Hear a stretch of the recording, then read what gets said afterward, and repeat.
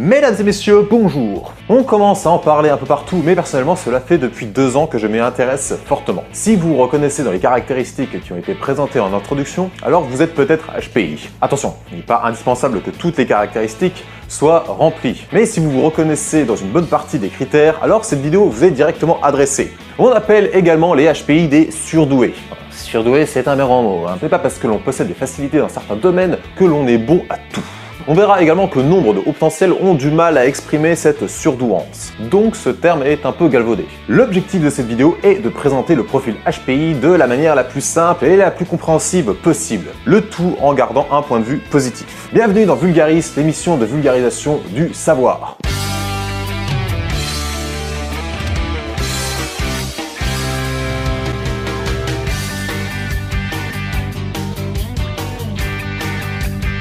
Avant de commencer, je précise qu'il s'agit d'une analyse personnelle. Sachez qu'il s'agit d'un sujet complexe où certains aspects sont encore flous. Si vous tenez à compléter mes explications, merci de rester courtois dans les commentaires. Il me semble important de préciser cela avant de commencer et je n'aurai plus besoin de me justifier pour le reste de la vidéo.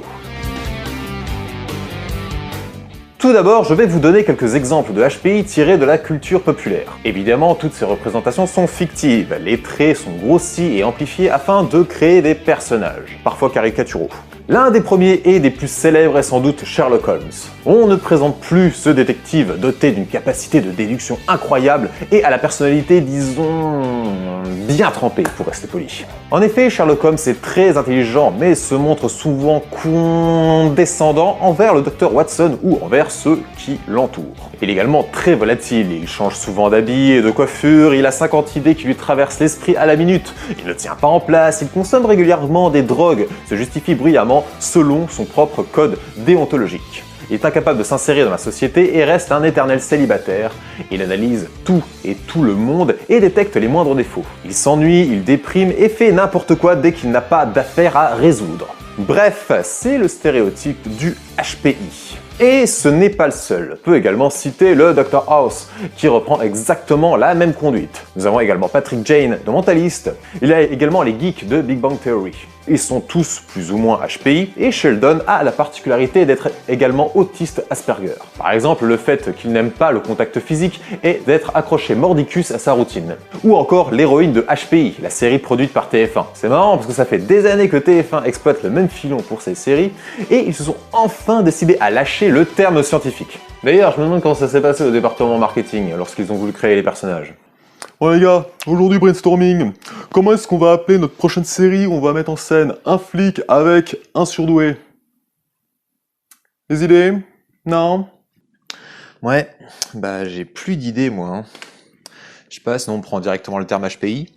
Après, est-ce qu'on peut vraiment leur en vouloir? Parce que ça marche bien comme ligne éditoriale. Une personne droit dans ses bottes qui fait équipe avec un surdoué incapable de tenir en place. C'est marrant et ça fonctionne bien car les deux persos sont aux antipodes en termes de comportement, ce qui crée des péripéties faciles à écrire et à produire. Est-ce que ces séries reflètent vraiment le profil et le caractère des HPI? Évidemment non. Si je cite ces exemples, c'est pour vous dresser un portrait compréhensible par tous. Je peux également deviner des profils HPI chez certaines célébrités, notamment chez certains youtubeurs comme Link the Sun qui l'a avoué dans un de ses points lecture. Mais ce dont je suis sûr, c'est qu'Alexandre Astier en fait partie. On va faire la liste de ses activités artistiques. Alors, il est musicien, compositeur, acteur de théâtre, de télé, de cinéma, producteur, réalisateur, scénariste de séries, de films, de bandes dessinées, de livres.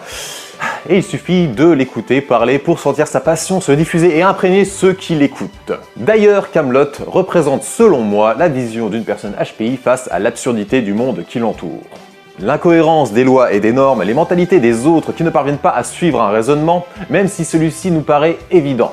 Bon, Arthur est entouré de cons, mais justement, tout le génie est là. Il abaisse le niveau général afin de montrer aux personnes normales ce que cela fait d'être HPI. Être constamment en décalage par rapport aux autres et devoir en permanence s'adapter afin d'être compris. C'est cela qui est dramatique. Malgré tous les efforts d'Arthur, il ne parviendra jamais à s'insérer dans ce système dont il est pourtant le roi. Au passage, on a également un exemple d'autiste Asperger en la personne de Perceval. Enfin, c'est la lecture que j'en fais, mais je peux me tromper. Maintenant que vous avez une image du HPI, certes un peu grossière, mais suffisamment évocatrice pour vous la représenter, je vais vous expliquer comment fonctionne le HPI. Tout d'abord, il convient de définir ce que cela signifie et implique. HPI signifie haut potentiel intellectuel. Il s'agit d'un profil cognitif particulier qui a été défini par des psychologues, des psychiatres et des neuroscientifiques. Pour ma part, une personne surdouée est quelqu'un qui utilise pleinement son potentiel. Un HPI, lui, doit cependant apprendre à maîtriser ses capacités et pourrait devenir un surdoué. Les HPI font partie de la branche des neuroatypiques. Les personnes ayant un mode de réflexion normal sont dites neurotypiques. Donc, les neurotypiques sont ceux qui n'ont pas de particularité cognitive et les neuroatypiques présentent des caractéristiques différentes de la majorité. Parmi eux, on y retrouve les TSA, les troubles du spectre de l'autisme, incluant le syndrome d'Asperger, les DIS, dyslexie, dysprasie, dyscalculie, dysorthographie, les TDAH, troubles de l'attention avec ou sans hyperactivité, et les HPI, au potentiel intellectuel ou surdoué.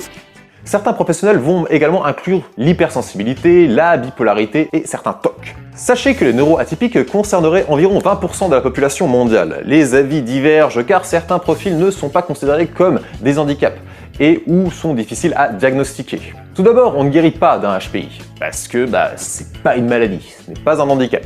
C'est une particularité cognitive et on doit apprendre à vivre avec. Par ailleurs, le HPI est souvent accompagné d'autres troubles. C'est ce qu'on appelle la comorbidité. On retrouve souvent des HPI hyperactifs ou autistes, ou des HPI avec un trouble de l'attention, ou avec des DIS, voire même des schizophrènes HPI. Pourquoi les hauts potentiels sont-ils plus sujets à d'autres troubles? Les experts avancent l'hypothèse de l'hypersensibilité qui caractérise ces personnes. Encore une fois, c'est difficile à démontrer. Pour finir, il s'agit davantage d'une représentation d'un profil que d'une classification. Le but étant d'aider les personnes à se comprendre et à se rassurer en disant « je ne suis pas le seul dans ce cas ». Pour découvrir et valider son HPI, il convient de passer des tests de QI. C'est la seule unité de mesure qui existe et qui peut démontrer le haut potentiel. Voici une petite liste de certaines personnalités HPI. Sachez qu'aux États-Unis, ils utilisent l'échelle de Cattell qui est différente de l'échelle utilisée en France, celle de Wechsler.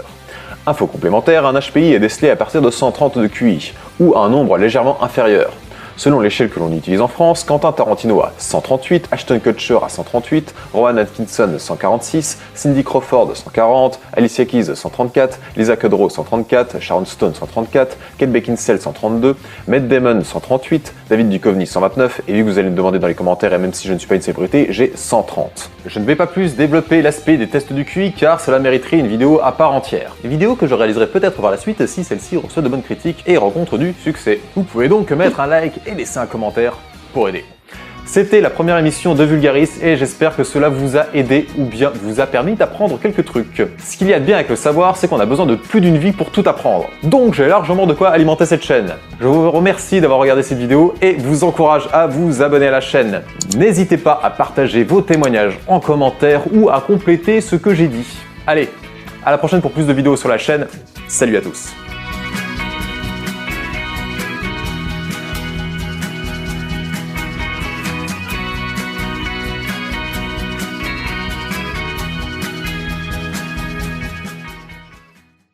Come on, hey, let's go! Attends, ça filme bien là? Oui, c'est bon. Caramba! Ça filme bien.